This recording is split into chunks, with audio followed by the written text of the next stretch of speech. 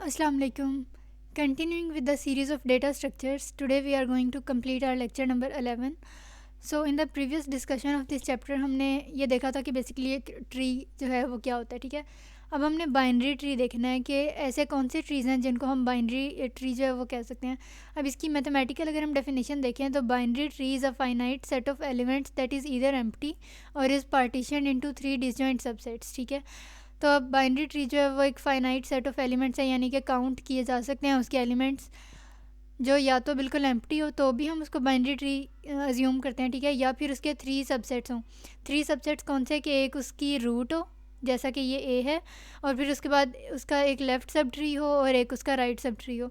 तो जो डायग्राम या जो ट्री आपके पास ये वाला क्राइटेरिया मीट कर रहा होगा तो हम कहेंगे कि ये आपके पास बाइनरी ट्री है, ठीक है। अब यहाँ पे एक और इन्होंने बात लिखी है कि each element of a binary tree is called the node of a tree. अब यहाँ पे फॉर एग्जांपल बाइनरी ट्री है, इसमें जितने भी एलिमेंट्स आपको नज़र आ रहे हैं उन सबको हम नोड कहते हैं, किसका, बाइनरी ट्री का। तो अगर ये जो आपको बाइनरी ट्री नज़र आ रहा है इसमें हम बात करें कि नोड्स कितने हैं, तो ए से लेकर आई तक, लाइक फ्रॉम ए टू आई जितने भी आपके पास अल्फ़ाबेट्स एलिमेंट्स मौजूद हैं वो नोड्स हैं इस बाइनरी ट्री के, ठीक है।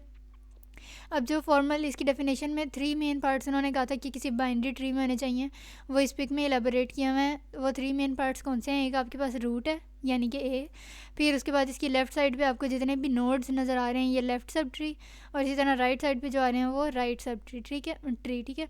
अच्छा, अब यहाँ पे देखें कि एक जो बाइनरी ट्री होता है उसमें हम मज़ीद बाइनरी ट्री जो हैं वो भी फाइंड आउट कर सकते हैं। कैसे? अब फॉर एग्ज़ाम्पल ये जो ए का लेफ़्ट सब ट्री था, इसको अगर हम अलग से देखें तो बी आपके पास रूट है, और इसकी जो लेफ़्ट साइड पे नोड्स निकल रहे हैं वो लेफ़्ट सब ट्री काउंट होंगे, और जो राइट साइड पे निकल रहे हैं वो राइट सब ट्री, ठीक है। अब इसी को अगर हम दोबारा देखें तो अब ये जो ई है, अब ई को हम दोबारा रूट समझ सकते हैं और इससे जो है वो अगेन एक नोड निकल रहा है, ठीक है। अब यहाँ पे देखें किस नोड को, किस एलिमेंट को हम ट्री रूट कह सकते हैं और किसको नहीं कह सकते। रूट हम सिर्फ उस नोड को कह सकते हैं जिसके आगे से फर्दर लेफ़्ट या राइट पे कोई नोड निकल रहे हो। अब हमने इस डी को क्यों नहीं कहा रूट? क्यों? क्योंकि इसकी लेफ़्ट और राइट साइड पे कोई भी सब ट्री, कोई भी नोड मौजूद नहीं है, ठीक है। अब हमने ई को क्यों कहा है? क्योंकि इसका लेफ़्ट सब ट्री मौजूद है, राइट नहीं है, ठीक है। इसी तरह अगर हम लेफ़्ट साइड पे बात करें, ए जो रूट थी इसके लेफ़्ट सब ट्री की बात करें तो समझ लें ये सी आपके पास रूट आ गया, इसकी लेफ़्ट सब ट्री कोई भी नहीं है इसका, और राइट पे जो है वो एफ़ एच और आई ये पूरा मिला के राइट सब ट्री है। अब आगे जाके हम इसी को देखें तो एफ़ दोबारा इसको रूट कह दें। अब अगेन इसको हमने रूट क्यों कहा है? क्योंकि इसकी लेफ़्ट और राइट सब ट्रीज़ या ब्रांचेस मौजूद हैं ना, नोड्स, तो इसलिए हमने इसको रूट अज्यूम किया है। अगर ये एफ़ पे ख़त्म हो गया होता तो हम एफ़ को रूट जो है वो नहीं कह सकते थे। यहाँ पे अब ये जैसे करके दिखा हुआ है। अच्छा, अब यहाँ पे एक बात आपने याद रखनी है, लीफ नोड्स और नॉन लीफ नोड्स में क्या डिफरेंस है। नोड्स तो होते हैं सारे, यानी कि जितने भी एलिमेंट्स हैं उसमें रूट भी आ जाती है, ये सब ट्रीज़ जो हैं इनके भी सारे पार्ट आ जाते हैं, तो वो होते हैं नोड ऑफ अ ट्री, ठीक है।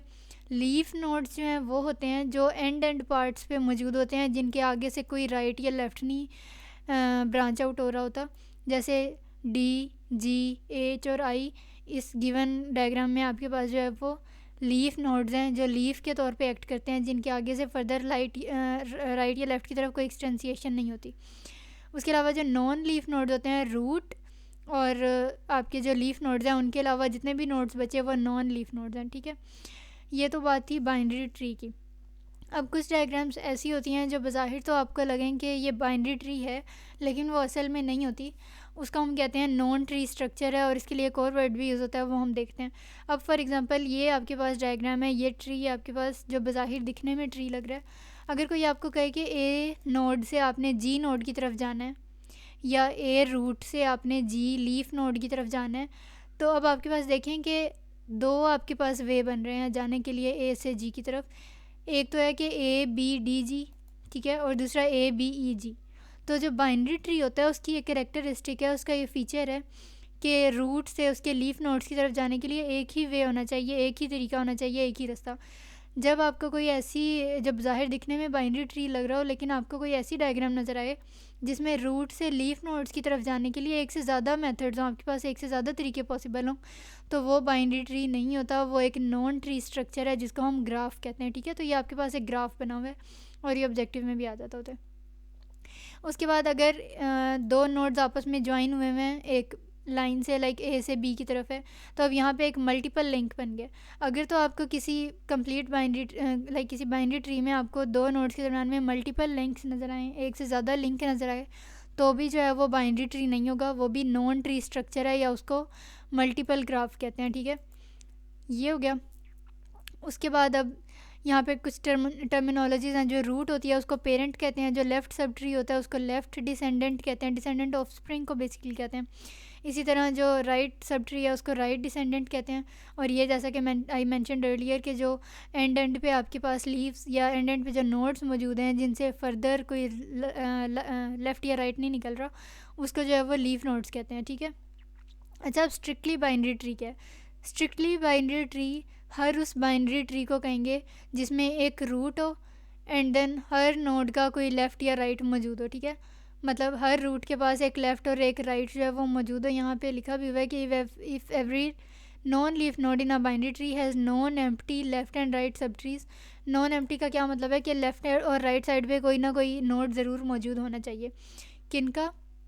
नॉन लीफ नोड्स का। तो जैसा कि हमने अभी डिस्कस किया कि लीफ नोड्स जो हैं डी, जी, के, एच और आई इस डायग्राम में, इसके अलावा आपके पास जितने भी नोड्स हैं वो नॉन लीफ नोड्स हैं। ठीक है, तो अब जैसे बी है तो इसका लेफ़्ट और राइट दोनों हैं। इसी तरह ई नॉन लीफ नोड है, इसके भी लेफ़्ट और राइट दोनों हैं। ये नॉन लीफ नोड है, ये नॉन लीफ नोड है, ये नॉन लीफ नोड है। तो इन सब में जो है वो लेफ़्ट और राइट मौजूद है। तो ये जो है वो स्ट्रिक्टली बाइनरी ट्री है। अगर इस तरह होता है इन केस के ये जो ई था इसके पास के तो होता यानी कि राइट सब ट्री होता, लेकिन जी ना होता, तो ये बाइनरी ट्री तो होता लेकिन स्ट्रिक्टली बाइनरी ट्री ना होता। ठीक है, इसी तरह अगर सी के पास ये सारा राइट सब ट्री तो होता लेकिन जे ना होता, या जे होता ये सारा ना होता, तो भी ये स्ट्रिक्टली बाइनरी ट्री नहीं था। ठीक है, उसके बाद लेवल आ गया।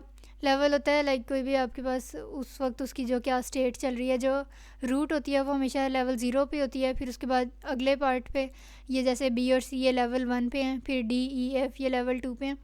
तो यहाँ पे आप देखें कि हर नोड जो है उसका अपने पेरेंट नोड के लेवल से एक ज़्यादा होता है। कि अब जैसे अब ये एफ़ है, इसका लेवल हमने अगर फाइंड करना है तो हम देखेंगे इसके पेरेंट नोड का क्या लेवल है 1, तो 1 में 1 ऐड कर दें तो इसका हो गया 2। ठीक है, इसी तरह हम बाकियों के लिए कैलकुलेट कर सकते हैं। इसी तरह कंप्लीट बाइनरी ट्री एक और टर्म है।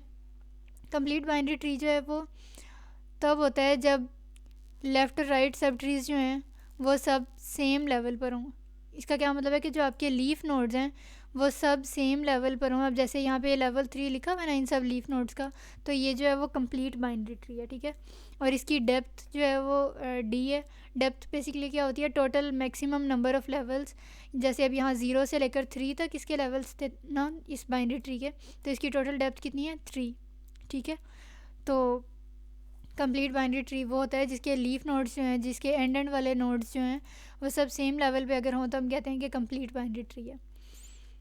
उसके अलावा अब यहाँ पे ये देखें, इसकी एक तो ये फार्मूला MCQ वगैरह के लिए और शॉर्ट के लिए इंपॉर्टेंट है, D=log2n+1 × -1।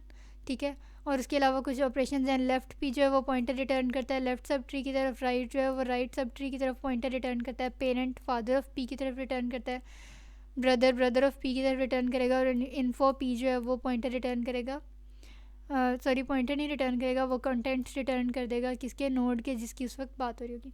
हर चैप्टर की टिप्स इंपॉर्टेंट होती हैं और इसकी जो है वो मोस्ट इंपॉर्टेंट है। अब यहाँ पे सबसे पहले प्रायोरिटी की जो फीफो स्ट्रक्चर नहीं फॉलो करती, ट्री एक नॉन लीनियर डेटा स्ट्रक्चर है। ठीक है, डेप्थ का बताया हुआ है कि मैक्सिमम जितने लेवल्स होते हैं वो।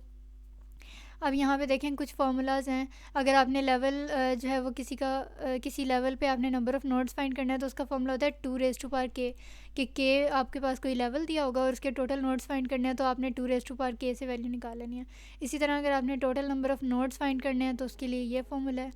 और अगर कंप्लीट बाइनरी ट्री में आपने नंबर ऑफ़ लीफ नोड्स या number of non leaf nodes find करने हैं तो उनके लिए ये फार्मूला है। ठीक है, so that was all about chapter number 11। अगर इसमें कोई कन्फ्यूजन रह गई हो तो you can drop a comment and I will answer your questions. Thank you.